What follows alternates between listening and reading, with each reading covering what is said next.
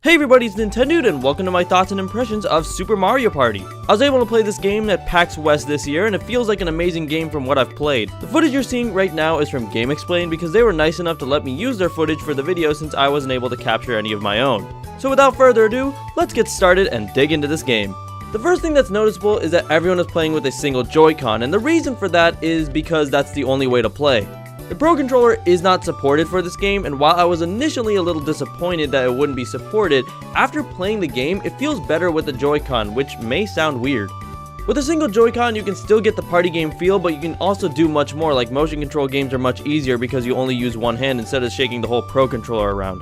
So, for this demo, we got to play 5 different mini-games, which are Barreling Along, Sizzling Steaks, Cruisin' for a Bruisin', Trike Harder, and Gridiron Gauntlet. I will be going over each of the mini-games in just a second, but the first thing is the number of characters that we are able to choose from, some still not unlocked. 4 of them here have a silhouette, 3 of them look to be Donkey Kong, Diddy Kong, and Drybone, since Koopa Troopa already has his own slot. The 4th one is actually Pom Pom. It's that Koopa girl from 3D Land and 3D World that acts as a mini-boss. This is actually her first appearance as a playable character. So let's talk about the game. It feels really solid. I'm not just saying that to say it. The mini games are very responsive and control-wise extremely accurate. So when we look at the pre-screen for the mini game, in this case Barreling Along, we see there's a screen in the top left, and actually that's a practice mode for you to practice the mini game. Since having a complete practice option would definitely take a lot of time, the demo screen with the rules has the practice mode built in so you can get used to the controls before the game actually starts and hit SR and SL to actually start the game. This is an amazing inclusion to have because instead of reading the controls, making a mistake in the game, and waiting throughout a practice mode so everyone can get used to the controls,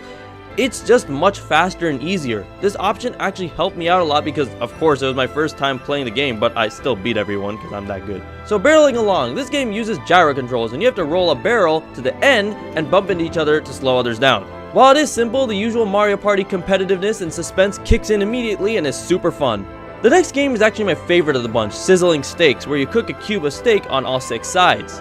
When one of the sides is done, the Joy-Con rumbles and you need to flip the steak to another side, and I gotta say, the HD rumble is so nice. As you can see in the gameplay, that if you do flick the steak too hard, it can fly out of the pan and you do need to start over. And of course, at the end you get this photogenic shot of the food you made all by yourself. After each minigame, you probably noticed a bar of points that determines your place first, second, third, or fourth. And the way to get more points is not just coming first or beating the other player, but getting the best time, which creates another variable in the minigames. So, for example, in Barreling Along, if I came last, but in Sizzling Steaks, I finished cooking in 10 seconds, I could potentially have a better score than the rest because my score depends on my time rather than just my finishing place. The next game is Cruisin' for a Bruisin', and there is something different about this type of minigame compared to the rest of the Mario parties. The main idea is to move and run from the bruisers who are chasing you, but the timers at the top show how long you can survive, and there's no finish line.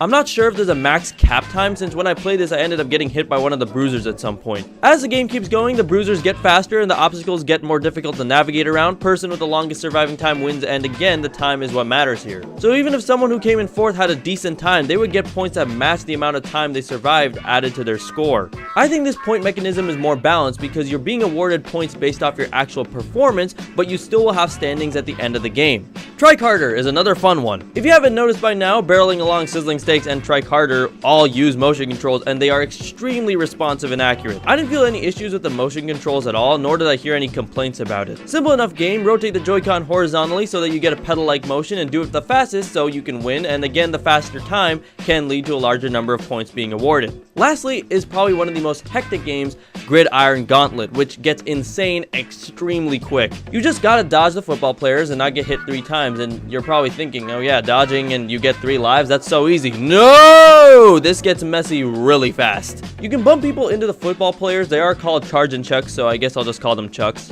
And after 1 at a time, it becomes 2 at a time, but then they start coming 2 at a time from each side, and then 1 ends and another's already on the way in, and then 2 are already on the way in, and 3 are already on the way in, and it gets crazy! The game is extremely fun, but since the camera is at an angle, it is a little confusing at times which square you're in and which square the charge and chucks are coming from, so it can lead you to getting hit when you don't think you will. Again, surviving for the most time gets the most points, and that's basically the entire demo. Overall, these 5 mini games are really fun, and I'm glad they have games that are reminiscent of the old Mario parties, but having new interesting ways to introduce their new style as well. This demo did not allow for any board gameplay, but I can assure you, since your boy is here to help you out, Super Mario Party does not have the damn car. Yes, Everyone is separate, playing like the good old Mario Party. While I do not know any other mechanics like dual spaces, orbs happening and stuff like that, one thing we know is that the minigames are solid and well made, and the car is gone. Also, since DK and Bowser are playable, there won't be any DK or Bowser spaces, but who knows what they'll put for new spaces. If I had to rank the minigames in which I had the most fun, I would probably say Sizzling Steaks, Cruisin' for a Bruisin', Trike Harder, Gridiron Gauntlet, and then Barreling Along. Not saying the ones at the end are bad, that's not true at all.